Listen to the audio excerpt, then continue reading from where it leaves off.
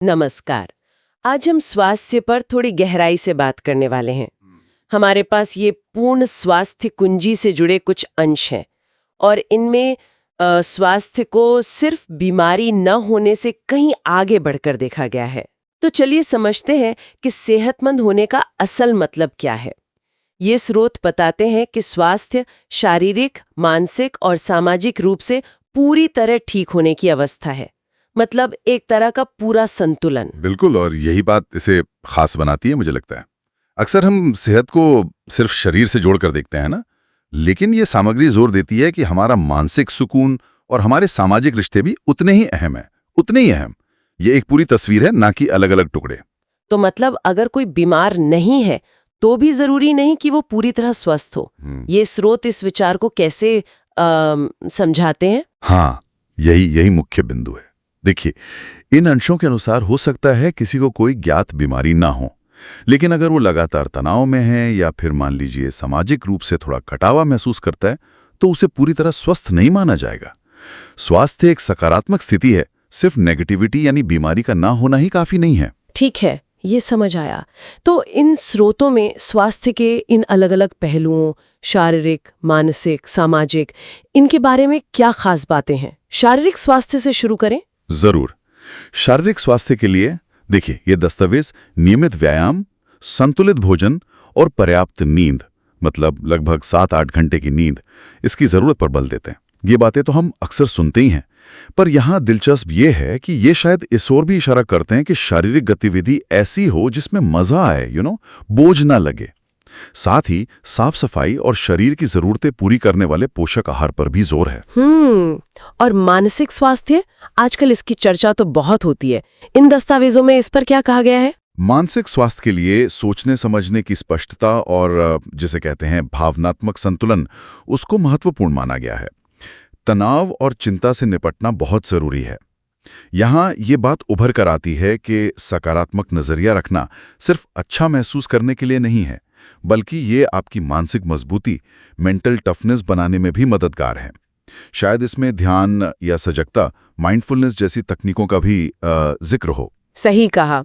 और तीसरा पहलू, सामाजिक स्वास्थ्य, ये थोड़ा कम समझा जाता है मुझे लगता है। स्रोत इसे कैसे बताते हैं? हाँ, सामाजिक स्वास्थ्य, इसका मतलब है हमारे आपसी रिश्ते, दूसरों के साथ जुड़ने की हमारी क्षमता और समाज में हमारा योगदान। अच्छे और मजबूत रिश्ते होना, प्रभावी ढंग से बातचीत कर पाना, ये सब अच्छे सामाजिक स्वास्थ्य के संकेत हैं। और ये पहलू अक्सर हमारी भावनात्मक स्थिरता से बहुत गहरा जुड़ा होता है। ये तीनों जुड़े कैसे हैं? क्या स्रोत कोई उदाहरण देते हैं कि कैसे एक पहलू दूसरे को प्रभावित करता है? ये जानना वाकई अहम होगा। हाँ, बिल्कुल। यदि हम इसे बड़ी तस्वीर में देखें तो ये स्रोत इस जुड़ाव पर काफी जोर देते हैं। मिसाल के तौर पर सोचिए, कोई व्यक्ति सामाजिक रूप से बहुत सक्रिय है, उसके अच्छे दोस्त हैं, परिवार का साथ है, तो ये जो मजबूत सामाजिक ढांचा है ना, ये उसे तनाव से लड़ने में मदद कर सकता है। सीधा असर मानसिक स्वास्थ्य पर। अच्छा। और फिर जब मानसिक स्थिति अच्छी होती है तो अक्सर लोग अपनी शारीरिक सेहत का भी ज्यादा ध्यान रखते हैं, शायद बेहतर खाते हैं, ज्यादा सक्रिय रहते हैं। ये एक तरह का कह सकते हैं चक्र है, एक साइकिल। हाँ, ये तो बहुत प्रैक्टिकल बात लग रही है। अच्छा, तो इन दस्तावेजों में सेहत बनाए रखने के लिए कुछ ठोस सुझाव भी दिए गए होंगे? हाँ, कई व्यावहारिक कदम सुझाए गए हैं, जैसे संतुलित पोषक आहार तो है ही, नियमित व्यायाम और पर्याप्त नींद।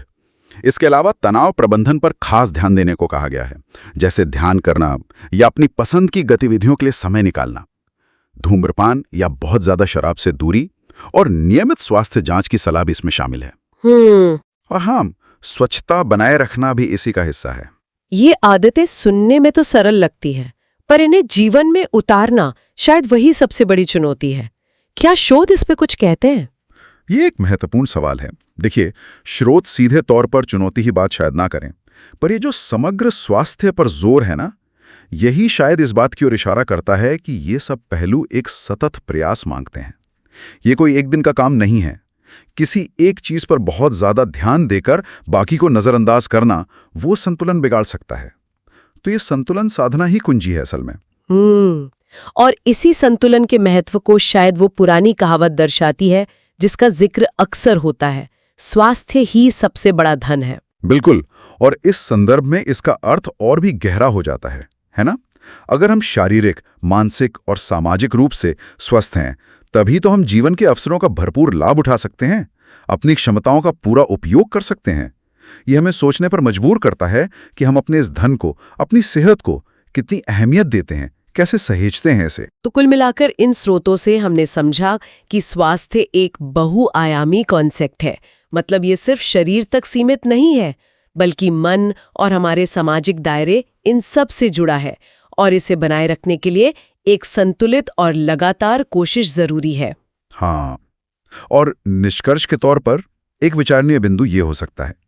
सोचिए क्या हो अगर हम जानबूझकर केवल एक पहलू पर ध्यान केंद्रित करें।